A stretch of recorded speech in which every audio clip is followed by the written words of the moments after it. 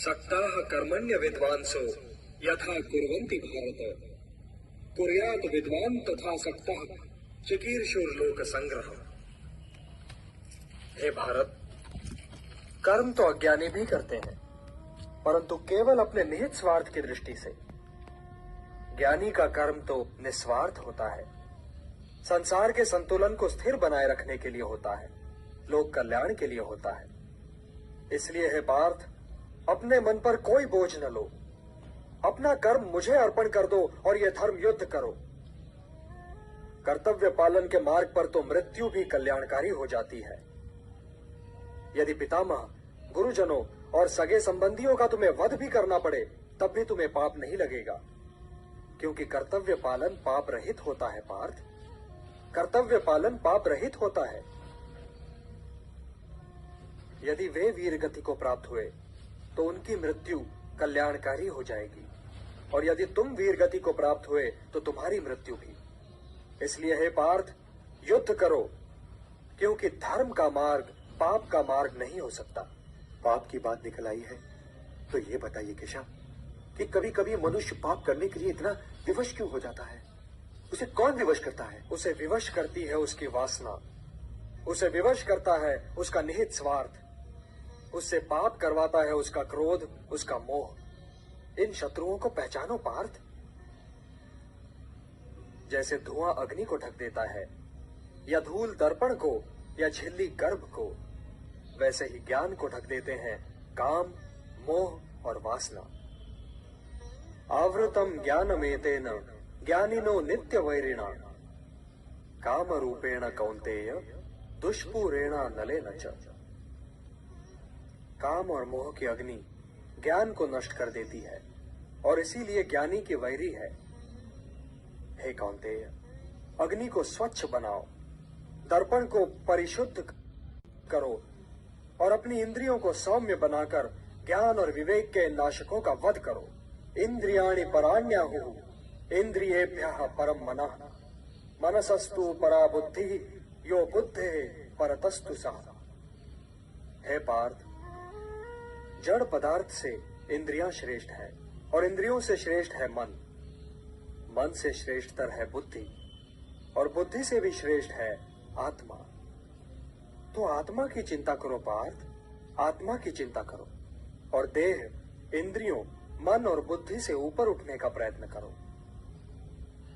हे पार्थ, तुम तो मेरे भक्त भी हो और मेरे मित्र भी, इसलिए मैं तुम्हें वो योग बताने जा रहा हूं जो बहुत समय से लुप्त है। परंतु सृष्टि के आरंभ में इसे मैंने ही सूर्य को दिया था, और सूर्य से ये मनु को मिला, और मनु से इक्ष्वाकु तक पहुंचा। सूर्य को दिया था?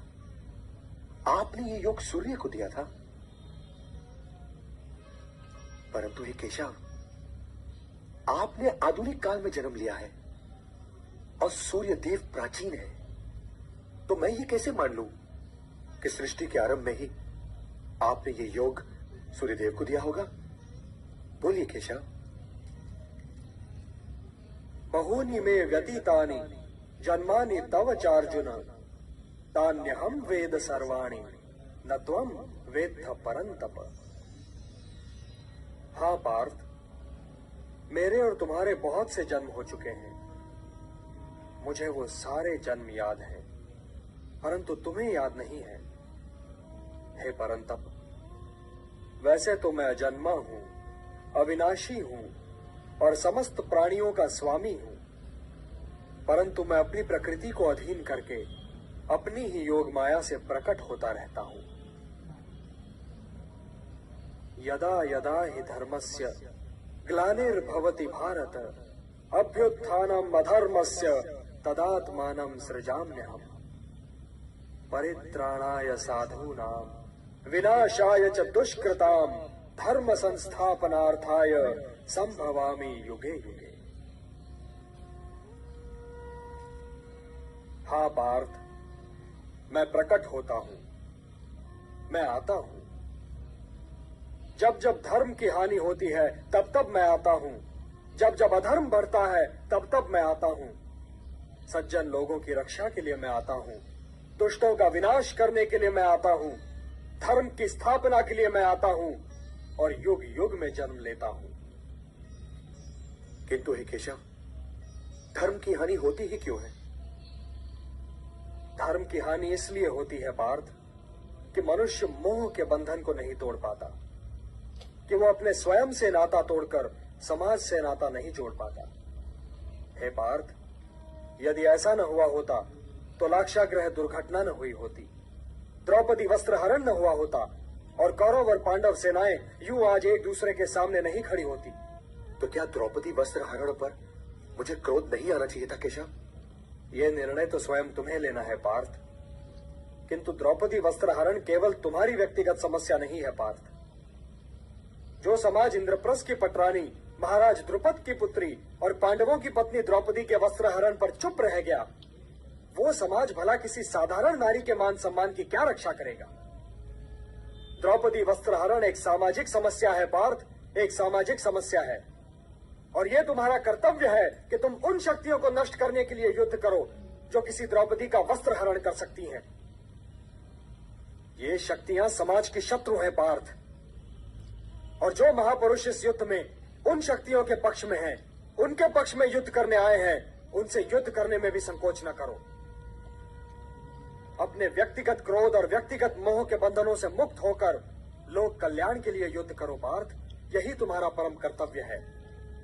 मुझे देखो पार्थ, इस समाज और उसके वर्णों को गुणों और कर्मों के आधार पर स्वयं मैंने रच तो दिया, परंतु इस समाज रचना का फल मैंने कभी नहीं चाहा।